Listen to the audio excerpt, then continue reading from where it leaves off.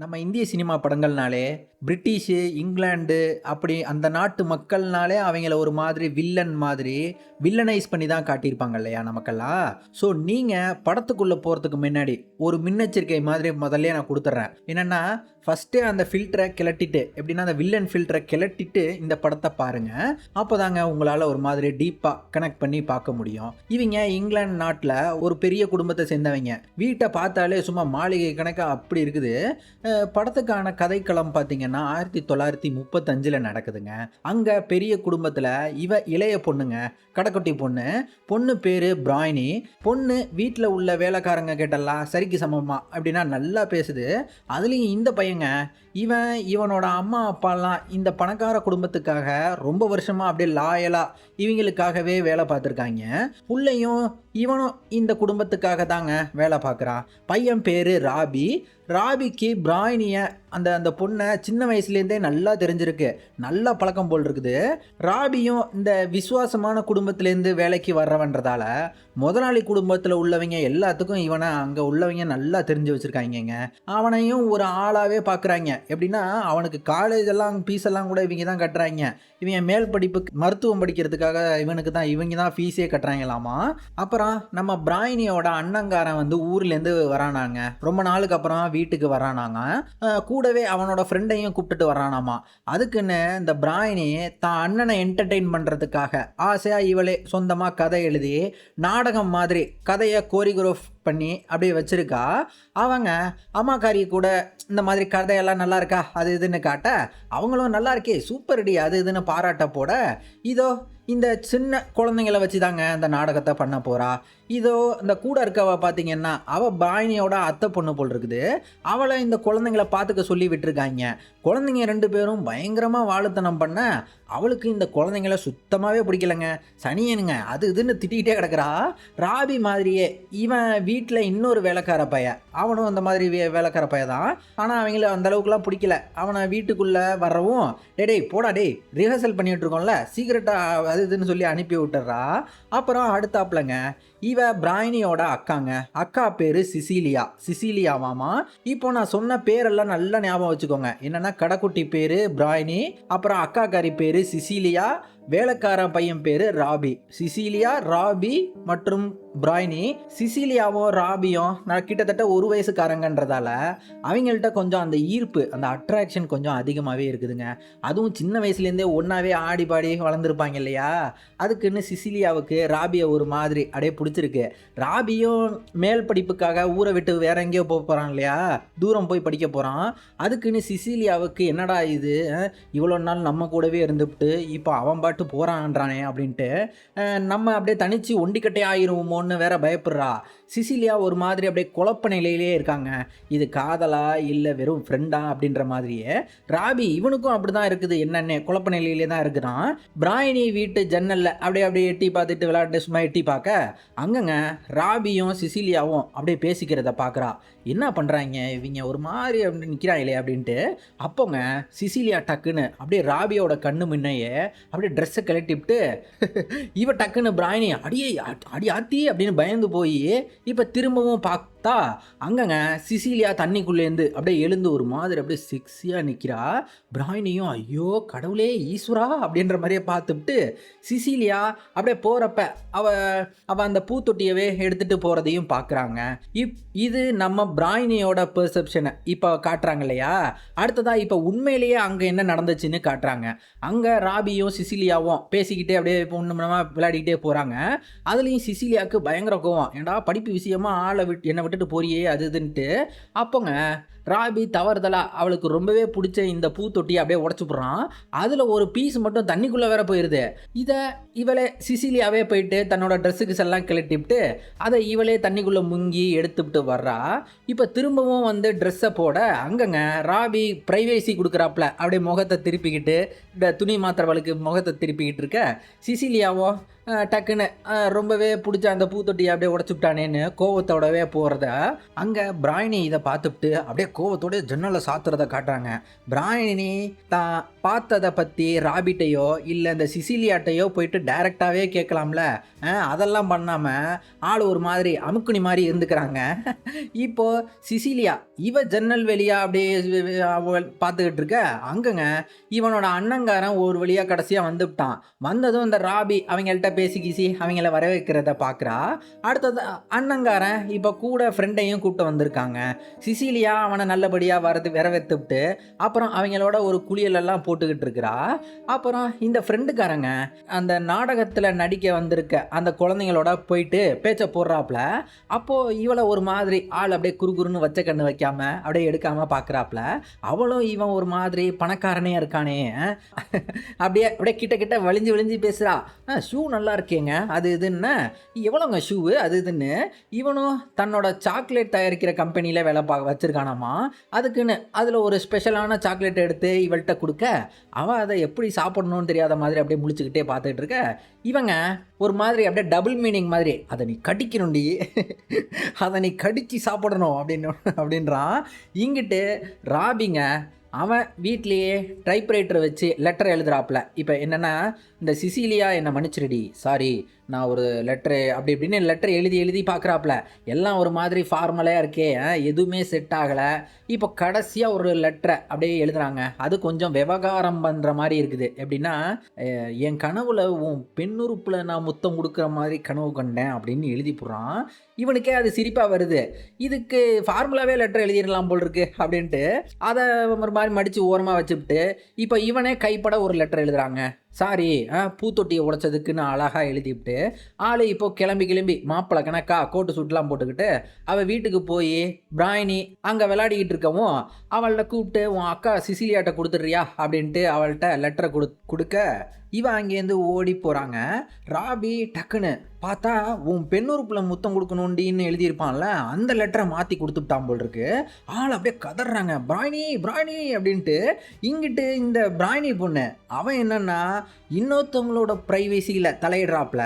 லெட்டரில் என்ன எழுதியிருக்கான்னு அப்படியே க்யூரியாசிட்டியில் என்ன தான் இருக்குது அப்படின்னு தெரிஞ்சுக்கணுன்னு லெட்டரை திறந்து இவளே படிச்சு போடுறா. அதில் இந்த பெண்ணுறுப்பில் முத்தம் கொடுக்கணுண்டின்னு எழுதியிருக்கவும் ஆள் ஐயோன்னு அப்படியே பயந்து போயிட்டாங்க. அப்படியும் போய் சிசிலியாட்டையே போய் கொடுக்குறா. அதுவுங்க அவன் அண்ணங்காரன் முன்னாடியே அந்த லெட்டரை அவன்கிட்ட சிசிலியாட்ட கொடுத்துட்டு அவளும் அப்படியே முழிக்கிறான். யாரி கொடுத்தா, என்னடி இது அப்படின்ற மாதிரியே. அடுத்தாப்புல பிராயினி தனியாக ரூம்லேயே இங்கே அங்கேயும் அப்படியே நடந்தபடியே பயங்கரமாக யோசனையிலேயே என்ன ஆக போதோ ஏதாக போதோ அப்படியே அந்த ராபி பைய செத்தான் ஆள் காலின்ற மாதிரியே யோசிச்சுக்கிட்டு இருக்க. அப்போங்க இந்த சொந்தக்கார பொண்ணு அவள் வந்து பிராயினிட்ட பேச்ச போடுறா. அதுலேயும் இந்த குழந்தைங்க என்ன ரொம்பவே டார்ச்சர் பண்ணுதுங்கடி, இங்கே பாரு என் கையிலெல்லாம் சூடு போட்டுருச்சுங்க, சனியனுங்க அது இதுன்னு புலம்ப. அப்போது பிராயினியும் சொல்கிறாங்க ராபி இந்த மாதிரி கொடுத்த லெட்டர் விஷயத்தெல்லாம் சொல்லி புலம்புறா. அதுக்குன்னு இந்த பொண்ணு சொல்கிறா, ஐயோ அப்போனா அவன் ஒரு பொறுக்கி தாண்டி இருப்பான், செக்ஸ் மேனியாக்கா இருப்பான்டி, நீ எதுக்கும் போலீஸ்கிட்ட சொல்லிடுடி, அவன் பாட்டுக்கு உங்கள் அக்காவை பிடிச்சி ரேப்புக்கு இப்போ பண்ணிட போகிறான் அப்படின்ட்டு பயத்தை கிளப்பி விட்டுவிட்டு அவள் போகிறா. அப்புறம் பிராயினி வீட்டுக்குள்ளே நடந்த மேனிக்கே அப்படியே வர்றாங்க. ஒரு இடத்துல சிசிலியாவோட மோதிரம் கிடக்குது. பார்த்துட்டு அப்படியே பக்கத்தில் ரூமுக்குள்ளே அப்படியே திறந்து அப்படியே பொறுமையாக நடந்த மேனிக்கே அப்படியே கொஞ்சம் கொஞ்சமாக வச்சு போக அங்கங்க சிசிலியாவும் அப்படியே ராபியும் ஒன்று மண்ணுமா அப்படியே இருக்கதை பார்த்துட்டு அப்படியே அழுதபடியே சிசிலியா அப்படின்னு. அதே சமயம் இவங்களுக்குள்ள அங்கே என்னதான் நடந்துச்சு அப்படின்னு அவங்களோட பெர்ஸ்பெக்டிவை அதே சமயம் காட்டுறாங்க. ராபி வீட்டு காலிங் பெல்ல அடிக்கிறாங்க, கூப்பிட்றான். சிசிலியா வரவும் சாரி இந்த மாதிரி லெட்டரை மாற்றி கொடுத்துட்டேன், அந்த லெட்டரை நீங்கள் படிக்கக்கூடாது அது இதுன்னு. சிசிலியாவும் இவ பாட்டுக்கு நான் படிக்கலை அப்படின்ட்டு அவள் பாட்டுக்கு வீட்டுக்குள்ளே அப்படியே பின்னே போகிறா. இவனும் பின்னாடியே போகிறாங்க. அப்போ தாங்க அந்த சிசிலியாவோட மோதிரம் விழுகுது. இவங்க அப்படியே ரூமுக்குள்ளே அப்படியே தனியாக வந்ததும் அங்கே இந்த மாதிரி கேட்குறா சிசிலியா, என்னடா இது லெட்ரு அப்படி எழுதியிருக்க அப்படின்ட்டு. அங்கே தாங்க சிசிலியா ராபி பையன் மேலே இந்த படிப்புக்காக ஊரை விட்டு போகிறத நினச்சி அவன் அழுகிற இவ அழுகிறா கடந்துக்கிட்டு, உனக்கே தெரியும்ல நான் எதை பேசுகிறேன்னு அப்படியே அழுக. இவனும் கிட்ட வந்து தெரியும் செல்லம் தெரியும் அப்படின்ட்டு முத்தத்தை போட்டுவிட்டு அப்படியே கொஞ்சம் வீரியமாக ஒன்று மண்ணுமா உடல் உருள ஈடுபடுறாங்கங்க. அங்கே இப்போ தான் இந்த பிராயினி பிராயனி இவங்கள பார்த்து சிசிலியா அப்படின்னதும் இவங்கங்க சரி சின்ன பொண்ணு பார்த்துருச்சே சொல்லாதடி நாங்கள் இந்த மாதிரி காதலிக்கிறோம் ஒன்றும் சொல்லிடாத அப்படின்னா அப்படியே ஒன்றுமே சொல்லலை. இவங்க பாட்டுக்கு என்னென்னா அப்படியே ஒன்றுமே நடக்காத மாதிரி ட்ரெஸ் எல்லாம் சரி பண்ணிக்கிட்டு இவங்க பாட்டுக்கு அப்படியே ஓடிடுறாங்க. இவ அப்படியே முழிக்கிறா, என்னடா நடந்துச்சு இப்போ நான் என்னத்தை பார்த்தேன் அப்படின்ற மாதிரியே. அடுத்தாப்புல இப்போ ஒன்றா ஃபேமிலி டின்னர் நடக்குதுங்க. அங்கேயும் இந்த ராபியும் சிசிலியாவும் பக்கத்தில் உட்காந்துக்கிட்டு அப்படியே திருன்னு முழிச்சுக்கிட்டு கூடவே கைகளெல்லாம் வேற தடவிக்கிட்டு வேற ஒன்றா உட்காந்துருக்காங்க. அங்கே பிராயனி பொண்ணு அவள் வேகமாக ஒரு லெட்டர் எடுத்துகிட்டு வர்றா. சிசிலியா உடனே டக்குன்னு பதறி போய் ஐயோ குறி லெட்டர் அந்த அப்படின்ட்டு கத்த. என்னன்னு பார்த்தா பிராயனிங்க லெட்டர் இருந்துச்சு, அந்த சின்ன குழந்தைங்க தான் விட்டுட்டு போயிருக்குதுங்க, வீட்டை விட்டு ஓடி போயிட்டாங்களே, எங்களை நீங்கள் தேடாதீங்க எழுதி வச்சுட்டு போயிருந்துருக்காங்க அந்த குழந்தைங்க. ஃப்ரெண்டு அவர் டக்குன்னு தப்பிச்சிடலாம் முடியாது, பக்கத்தில் தான் எங்கேயாவது போயிருப்பாங்க, பிடிச்சி போடலாம் அப்படின்னாரு. இப்போ எல்லாம் அந்த குழந்தைங்களை தேடி திரியிறாங்க. பசங்களா அப்படின்னு கத்த பிராயனி இவ தனியாக ஒரு இடத்துக்கு போகிறாங்க. அங்கே ஒரு போட்டு அப்படியே தண்ணிக்கு அடியில் நிற்கிறத பார்த்துக்கிட்டு அப்புறம் இப்போ அந்த போட்டுக்கிட்டலாம் தாண்டி அப்படியே முன்ன அந்த காட்டுக்குள்ளே அப்படியே போகிறா. தனியாக அப்படியே பயந்துக்கிட்டே டார்ச் லைட் அடிச்சுக்கிட்டே அப்படியே மெல்ல அப்படியே முன்னாடி போக அங்கங்க யாரோ ஒரு பொண்ணோட ஒன்றும் படுத்திருக்கத ஆள் பார்த்துட்டு அப்படியே பயந்து டக்குன்னு டார்ச்சே கீழே போட்டுவிட்டா. அந்த ஆள் டக்குன்னு இதான் சான்ஸுன்னு அப்படியே மூஞ்ச மறைச்சிக்கிட்டு அப்படியே ஓடிவிட்டாங்க. டக்குன்னு இங்கே அழுகிற சத்தம் கேட்கவும் பிராயனி போய் அவள்கிட்ட கேட்குறா, இவ தாங்க பார்த்தா அந்த பொண்ணு, யாரடி உன்னை ரேப் பண்ணிட்டு ஓடுனது, யாரடி என்ன. அவள் அப்படியே முழிக்கிறாங்க. அவள் எதுவுமே சொல்லலை. அப்போது இந்த பிராயனி இவளாவே சொல்கிறா, அது அவன் தானடி, ராபி தானே, அவன் தானே, நீ கூட செக்ஸ் மேனியாக்குன்னு சொன்னியேடி, அவன் தாண்டி எங்கள் அக்காளோட இதே மாதிரி பார்த்தேன் அப்படின்னு. அப்போ அவன் தானே சொல்றி அப்படின்னு என் கண்ணை மூடிட்டான், கீழே தள்ளி விட்டுவிட்டு என் கண்ணை மூடி என்னை ரேப் பண்ணிவிட்டான்னு கதடி அழுகுறான். யாருன்னே தெரிலன்றா. இவன் என்னன்னா எனக்கு தெரியும்டி, அவன் தாண்டி இருப்பான் அப்படின்னு அடிச்சு சொல்கிறா. அப்புறம் பாதிக்கப்பட்டவளை இப்போ காப்பாற்றிட்டாங்க கடைசியா. இங்கே பிராயனி ராபி தான் பண்ணான்னு சாட்சி ஐ விட்னஸ் எல்லாத்துக்கும் பயங்கர கன்வின்சிங்காக எப்படின்னா கான்ஃபிடெண்ட்டாக சொல்கிறாங்க. அவள் தான் என் 2 கண்ணால் பார்த்தேன் அப்படின்னே சொல்லிவிட்டா, 2 கண்ணால் பார்த்தேன்னு. இவங்க பெரிய முதலாளி வீட்டில் எல்லாரையும் பிடிச்சி விசாரிக்கிறாங்க பண்ணுறாப்புல. அதே சமயம் இந்த பிராயனி பொண்ணு அவன் என்னன்னா ராபி சிசிலியாவுக்கு கொடுத்த அந்த லெட்டர் இருக்கும் பார்த்தீங்களா, அதை எப்படியோ சிசிலியாவோட பொட்டி படுக்கையிலேருந்து எடுத்து தேடிக்கீடி எடுத்துகிட்டு வந்து இங்கே அதையும் கொடுத்துட்டா. போலீஸு எல்லாம் வந்துட்டாங்க கடைசியில். அப்போ தான் ராபி அவன் ரொம்பவே இன்னசென்ட்டு மாதிரி, எதுவுமே தெரியாத மாதிரி, அதுவும் சிரிச்சுக்கிட்டே, அதுலேயும் ரொம்பவே எப்படின்னா தப்பிச்சு போன அந்த குழந்தைங்களையும் இவன் தாங்க கஷ்டப்பட்டு மீட் எடுத்துகிட்டு வந்திருக்கான். என்னடா இவ்வளோ போலீஸ் நிற்கிறாங்களே அப்படின்ற மாதிரியே புரியாதபடியே பார்த்துட்டு அப்படியே முழிக்க. அப்போ பிராயனியோட அம்மாங்க, நீ போமா, இதுக்கப்புறம் நீ இங்கே இருக்கக்கூடாது, நீ போய் படு அப்படின்னு அம்மாக்காரி அனுப்பி விட்டுருது. பிராயனி அவள் ரொம்ப நேரமாக தூக்கம் வராமையே ரூம்லேயே என்னாச்சோ ஏதாச்சோன்னு அப்படியே முழிச்சபடியே படுத்து கிடக்குறா. இப்போது அங்கே பயங்கர சத்தம் கேட்கவும் வெளில என்ன ஏதுன்னு அப்படியே ஜன்னலில் வழியாக எட்டி பார்க்குறாங்க. அங்கங்க போலீஸு ராபியா அப்படியே விலங்க போட்டு இழுத்துட்டு போக சிசிலியா அவனுக்கு அப்படியே எல்லாத்துக்கும் முன்னாடியும் அப்படியே முத்தத்தை போடுறா. சிசிலியா அப்படின்ட்டு அவனை இழுத்துட்டு போகிறாங்க. போலீஸ் டேரே வாடா அப்படின்ற மாதிரி இழுத்துட்டு போயிட்டாங்க. அங்கே கட் பண்ணால் இப்போ 4 இயர்ஸ் லேட்டரில் காட்டுறாங்க. அங்கே ராபி பையன் அவன் இராணுவத்தில் பிரான்ஸ் நாட்டில் இங்கிலாந்து நாட்டு சார்பாக நாசி படைகளை எதிர்த்து போரில், அதுவும் இவங்க டீமில் 3 பேர் தாங்க மிச்சம் இருக்கிறாங்க, உயிரோடு இருக்கிறாங்க. மற்ற ஆட்கள் எல்லாம் கால்ரி போல் இருக்கு. இவங்க ஒரு மாதிரி ஆளுங்க ஒரு மாதிரி நாசி படைகளுக்கு பயந்தபடியே அப்படியே பேச்சு மூச்சு இல்லாமையே அங்கேயும் இங்கேயும் சுற்றிட்டு கிடக்குறாங்க. ஆள் இப்போ பாஸ்டில் அப்படியே நினச்சி பார்க்குறாங்க அப்பப்போ. அதில் இப்போ படம் பாஸ்ட்டுக்கு அப்பப்போ போகுது. அங்கே என்ன நடந்துச்சுன்னு காட்டுறாங்க. அங்கே ஜெயிலில் தண்டனை முடிஞ்சு, இந்த ஜெயில் கால தண்டனை முடிஞ்சு ஜெயிலே கிடக்குறியாடா, இல்லை இந்த மாதிரி நாட்டுக்காக போருக்கு போறியாடா அப்படின்னு கேட்டிருக்காங்க. இவனும் சரின்னு போருக்கு வந்திருக்காங்க. அப்போ கடைசியாக சிசிலியாட்ட இந்த மாதிரி ஆர்மியில் சேர போகிறதான்னு சொல்லி ஆள் சொல்லிட்டான். அது சொல்லிட்டு தான் வந்திருக்கிறான். சிசிலியா இவன் மனசார காதலிக்கிறாங்க. யோசிச்சு பாருங்க, அவள் தங்கச்சி இவனை ஒரு ரேப்பிஸ்ட்னு ஐ விட்னஸே சொல்லியிருக்கிறா. அப்பையும் கூட ராபி மேலே துளி கூட சந்தேகமே இல்லைங்க. சிசிலியா அதுக்கப்புறமா அவள் தங்கச்சி அந்த பிராயனி அவள்கிட்ட அவளை ஒரு மாதிரி ஒதுக்கியே தள்ளிட்டா. அவளை மட்டும் இல்லாமல் அந்த குடும்பத்தையே ஒரு மாதிரி ஒதுக்கி தள்ளிட்டு, போங்கடா நீங்களும் உங்கள் ஜமீன் பரம்பரையோன்றாப்புல ஆள் அந்த அந்தஸ்து, பங்களா, அந்த சொந்த பந்தம் எல்லாத்தையும் உதறி தள்ளிவிட்டு தான் காதலனுக்காகவே அப்படியே வந்துட்டாங்க. அது மட்டும் இல்லாமல் இவ தங்கச்சி பிராய்னி பண்ண பாவத்துக்காக ராபி இந்த மாதிரி ஜெயில்னு தள்ளி அவன் வாழ்க்கையே இப்படி கெடுத்துட்டாளேன்னு சிசிலியாவுக்கு ராபி மேலே ஒரு அனுதாபமும் இருக்குதுங்க. அதனால தான் இவனை அப்படியே காதலிச்சுக்கிட்டே கிடக்கிறா. சிசிலியா ராபி இத்தனை நாள் ஜெயிலில் இருந்தப்பவே அவனுக்கு டெய்லி லெட்டர் எல்லாம் எழுதி போட்டுக்கிட்டு தாங்க இருந்துட்டு இருக்கா. அவன் விட்டுட்டு போகாமல் இந்த மாதிரி கூடவே இருந்துக்கிட்டு இருந்திருக்காங்க. ஆனால் ராபிக்கு அவன் நிலைமையும் கொஞ்சம் யோசிச்சு பாருங்க. ஆள் பண்ணாத தப்புக்கு குற்றத்தை அனுபவிச்சுக்கிட்டு, அதுவும் போதா குறைக்கு ஊரில் உள்ளவங்கெல்லாம் இவனை எப்படி பார்ப்பாங்கன்னு யோசிச்சு பாருங்க. பொறுக்கி, ரேப்பிஸ்ட்டுன்னு இப்படி கொடூரமாக ஒரு ஷேமு அவன் மேலே க்ரியேட் பண்ணி வச்சுருக்காங்க இல்லையா. ஷேமு ரொம்பவே பவர்ஃபுல்லான நெகட்டிவ் எமோஷனுங்க. அதுலேயும் பண்ணாத தப்புக்கு எதுக்கு இவன் இந்த ஷேமை ஃபேஸ் பண்ணணும்னு தான் இருக்குது. ஆள் அதுக்குன்னு இங்கேயே இருக்கிறதுக்கு இந்த ஊருக்குள்ளேயே இந்த பண்ணாத தப்புக்கு ஷேம் அனுபவிக்கிறதுக்கு போருக்குன்னு எங்கேயாவது போயிடலாண்டா அப்படின்ற மாதிரியே.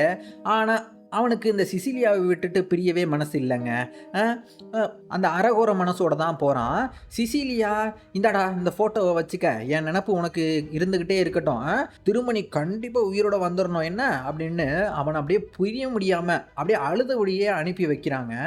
ராபியும் இங்கிட்டு இப்போ இவன் போரில் அந்த நினப்பெல்லாம் நினச்சி வருத்தத்தோட அப்படியே அங்கே அப்படியே நிற்க, அப்போங்க ஆளுக்கு நெஞ்சில் அப்படியே அடிபட்டிருக்கு. பயங்கரமாக வலி, உயிரை போகுது. ஆள் உயிரை எப்படியோ கையில் பிடிச்சிக்கிட்டு அப்படியே ரொம்பவே கஷ்டப்படுறாப்புலங்க.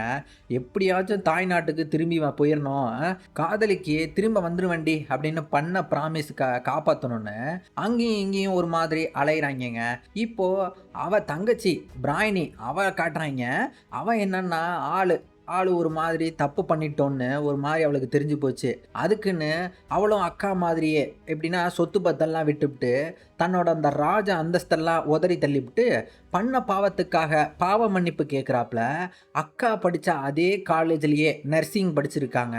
படித்து முடிச்சுவிட்டு ஆள் ஊருக்குள்ளேயே நர்ஸாக இருக்காங்க. பிராய்னி சின்ன பிள்ளையாக இருக்கப்பவே நம்ம ராபியை இவ ஒரு மாதிரி ஒன் சைடாக காதலிச்சிருந்துருக்கா. ஆனால் அவன் அதை கூட கேட்டிருக்கா. அங்கேருங்க குளத்துல நின்றுக்கிட்டு கீழே விழுந்தா காப்பாற்றுவியாடா அப்படின்னு வேற கேட்டுவிட்டு குதிச்சே விட்டா. இவங்க அவளை கஷ்டப்பட்டு காப்பாற்றிவிட்டு கடைசியாக திட்டிட்டு வேற போயிருந்திருக்கான். இப்படி அறிவு கட்டத்தனமாக பண்ணுறியடி அதுன்ட்டு. இங்கே ப்ரெசண்ட்லங்க ராபி தன்னோட அந்த போரில் ரொம்பவே தீவிரமாக போய்கிட்டு இருக்குது. நாசி படைகள் போரில் தோத்து போயிருச்சுங்க. ஆட்கள் எப்படியோ தன்னோட மற்ற டீமை பார்த்துட்டாங்க. இங்கே இருக்க தன்னோட சொந்த நாட்டு ஆட்களே ஒரு மாதிரி நாசி படைகளை விட கொடூரமாக நடந்துக்கிறாங்கங்க. எப்படின்னா அடிப்பட்டவங்களெல்லாம் கடைசியாக தான் ஏற்றிட்டு போவாங்களாம். அதுலேயும் இந்த குதிரையெல்லாம் இருக்கும் பார்த்தீங்களா, அதெல்லாம் கூட கொடூரமாக சுட்டு கொள்றாங்கங்க. அக்கறைங்க, அச்சோ சை, இதெல்லாம் பார்க்கவே முடியல. அதே சமயம் இவன் ராபிங்க ஆளுக்கு அடிப்பட்டதுனால அப்படியே கண்ணெல்லாம் ஒரு மாதிரி அப்படியே உள்ளே தள்ளிக்கிட்டு இருக்குது. இப்போ அப்போன்ற மாதிரி ஒரு மாதிரி ரொம்பவே முடியாமல் கிடக்கான். கூட இருக்க ஃப்ரெண்டுக்காரன் தாங்க, அவர் தான் ராபியை அன்பாக அக்கறையாக கவனிச்சுக்கிறாரு. மாப்பிள்ள நான் இருக்கேன்டா மாப்பிள்ள, எல்லாம் சரியாயிருண்டா மாப்பிள்ள, நம்ம தாய்நாட்டுக்கு கண்டிப்பாக உயிரோட போகிறேன்டா மாப்பிள்ள அப்படின்னு தூங்குடா எல்லாம் சரியாயிரும்னு தூங்க வைக்க இவன் கனவுலையே பழசெல்லாம் நினப்புக்கு வருதுங்க. அங்கே இப்போ அதே சமயம் இங்கிட்டு நர்ஸா இங்கிலாந்து நாட்டில் நர்ஸா பிராய்னி சேர்ந்து அவள் கூட ஒரு ஃப்ரெண்டையும் பிடிச்சிருக்கா போல் இருக்குது. இங்கே அவள்கிட்ட தன்னை பற்றின கதையவே சொல்ல முடியல. என்னத்தை சொல்கிறது, பொய் சொல்லிவிட்டேன் நான் சொல்ல முடியும். அப்போது அவ்வளோ உறுத்துது அவளுக்கு. சிசிலியாவுக்கு சாரிடி பேசுடி அப்படின்னு லெட்டரெல்லாம் கூட எழுதிக்கிட்டு போட்டுக்கிட்டு தான் இருந்துகிட்ருக்கா. ஆனால் அவள் பதிலுக்கு பேசுகிறதே இல்லைங்க. இப்போ ஹாஸ்பிட்டலுக்கு ஆர்மியிலேருந்து அந்த போரில் அடிபட்டு வர்றவங்களெல்லாம் இங்கே தான் அவங்க ஹாஸ்பிட்டலில் தான் சேர்த்துருக்காங்க. அங்கே உதவி பண்ண நம்ம நர்ஸாக தாங்க ஆள் இங்கே நிற்கிறா. அங்கே ராபி இருக்கானா, ராபி அடிபட்டு வந்திருக்கானா அப்படின்ட்டு அவனை தேடி தேடி பார்த்துட்டு இப்போது அவன் வர சேரலன்னு தெரிஞ்சதும் இப்போங்க ஆனால் ஆர்மியில் ஒருத்தன் அடிபட்டு சாக கிடக்க அதில் அவருக்கு ஃப்ரான்ஸு தான் தெரியுமா. ஃப்ரான்ஸு பேச தெரிஞ்சது நம்ம பிராய்னி தான் தெரிஞ்சதும் இந்த நர்ஸம்மா நம்ம பிராய்னியை போய் பேசுடி அப்படின்ட்டு அனுப்பி விடுது. அவர் தான் சாகிறதுக்கு முன்ன ஏதோ காதலிக்கிட்ட பேசுகிற மாதிரி இவளை ஒரு காதலியாக நினச்சி அவர் பேசுகிறாப்புலங்க. இவளும் சாக போகிறவருக்கு ஐ லவ் யூ அப்படின்னு சொல்ல அப்போங்க ஹாலி இவ கண்ணு முன்னாடியே அப்படியே செத்து போயிட்டாரு.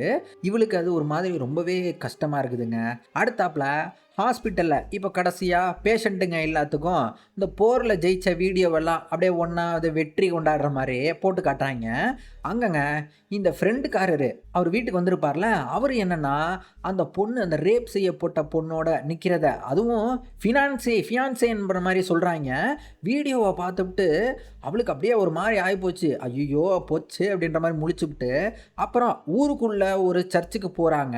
அங்கே இந்த ஃப்ரெண்டுக்காரரு அவ கூட கல்யாணமே நடக்குது. அங்கே தாங்க ஆள் இவ சின்ன பிள்ளையா நான் பார்த்தேன், என் 2 கண்ணால் பார்த்தேன், அவன் தான் கான்ஃபிடெண்ட்டாக சொல்லியிருப்பாள்ல, அதெல்லாம் இப்போ தாங்க இவ கண்ணு முன்னாடி அப்படியே வந்து போகுது. அவங்க கல்யாணம் பண்ணிவிட்டு இவளை அப்படியே பார்த்துட்டு அப்படியே திருன்னு முழிச்சுக்கிட்டே ஓடுற.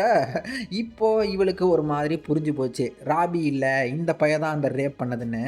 ஆள் நேராக சிசிலியாவை அவளை வீட்டுக்கு போய் அக்கா தாங்கிட்ட இந்த மாதிரி பாவம் பண்ணிவிட்டேன், நானே உண்மையை ஒத்துக்கிறேன்னு என்னை மன்னிச்சிருடின்னு பேசுன்னு கதற. அதே சமயம் ராபியும் அங்கே தாங்க பாஸ்டில் இருந்திருக்கான் அவன் வீட்டில். அவன் ஏண்டி இந்த வீட்டுக்குள்ளே நீ என்னடி பண்ணுற, உனக்கு என்னடி இந்த வீட்டுக்குள்ளே வேலை அதுன்னு கத்தி சத்தம் போட திட்டுன்னு திட்டுறான். அவ்வளோ கோவங்க. ஜெயிலில் நீ இருந்திருக்கியாடி, எப்படி இருக்குன்னு தெரியுமாடி உனக்கு ஜெயில் வாழ்க்கை, அதுன்னு ஓடிடு மரியாதையாக கிளம்புடி அப்படின்னு. மன்னிச்சிரு, அப்போ எனக்கு 13 வயசு தான் தெரியாமல் சொல்லிவிட்டேன் சாரி அப்படின்னவன் இவருக்கு சக்க கோவம். அப்படியே அடிக்க போவார். ஏண்டி என் வாழ்க்கையை அழிச்சு விட்டு சாரியா அதுன்னு அப்படியே அடிக்கவே போகிறாரு. விட்டா கொன்னே போட்டிருப்பான் போல் இருக்குங்க. அப்போ சிசிலியா தாங்க என்ன பாரு அப்படின்னு சமாதானப்படுத்தி அவனை அப்படியே ஒரு மாதிரி முத்தத்தை போட்டு கூல் டவுன் பண்ணி இப்போ கடைசியாக எல்லாம் பேசி முடிவு பண்ணுறாங்க. என்னென்னா எல்லாருக்கு முன்னாடியும் போய் ஒத்துக்க அப்படின்னு சொல்ல, சிசிலியாவும் இங்கிட்டு இவ சொல்கிறா என்னென்னா அந்த ரேப் பண்ணது வேற ஒரு வேலைக்கார பையன், அவன் தான் பண்ணான்ற உண்மையை போய் சொல்லுடி அப்படின்னு பிராயனி சொல்கிறாங்க.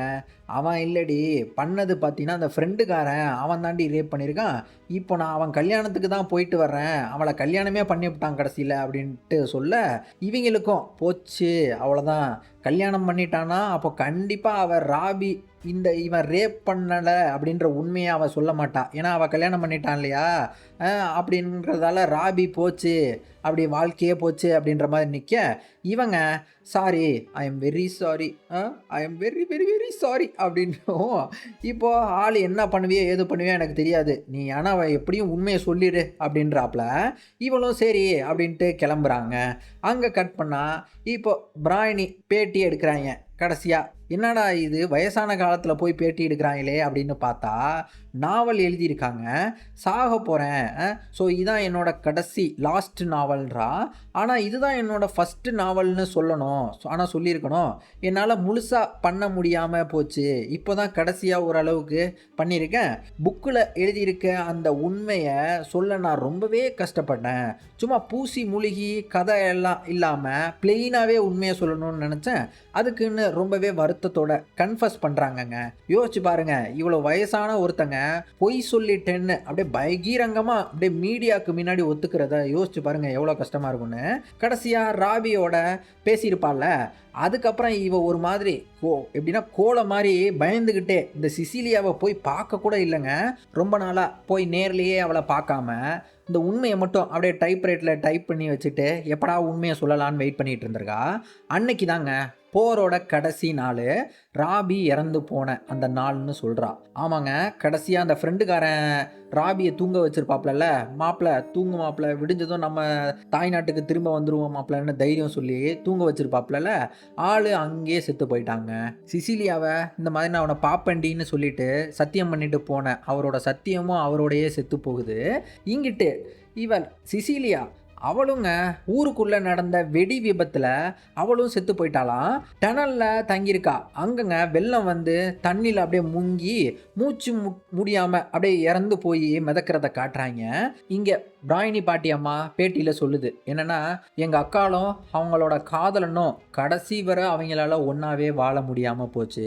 ஸோ இந்த புக்கு மூலமாக அவங்களுக்கு கிடைக்காத அந்த வாழ்க்கையை, அவங்களோட அந்த உண்மையான அந்த காதல் வாழ்க்கையில் கிடைக்கக்கூடிய அந்த சந்தோஷத்தை நான் கொடுக்கணும்னு நினச்சேன். ஸோ என்னால் இந்த புக்கு மூலயமா நான் அவங்களோட சந்தோஷத்தை நான் கொடுத்துருக்கேன்னு நினைக்கிறேன்னு அவங்க அந்த குற்ற உணர்ச்சியிலேருந்து அழகாக அவங்க இந்த புக்கை எழுதி அந்த குற்ற உணர்ச்சியிலேருந்து இவங்க மீண்டு வந்திருக்காங்க அப்படின்றத நம்மளால் பார்க்க முடியுது. என்ன போனது அந்த 2 உயிரும் ஒருத்தன் மேல சாட்டப்பட்ட அந்த அபாண்டமான பொய்யும் தான். அங்க இதே மாதிரி ஒரு மாதிரி மிக்ஸ்டு எமோஷனோட தாங்க படம் பார்க்குற நமக்கு இப்படி தாங்க அந்த படம் இங்க முடியுது.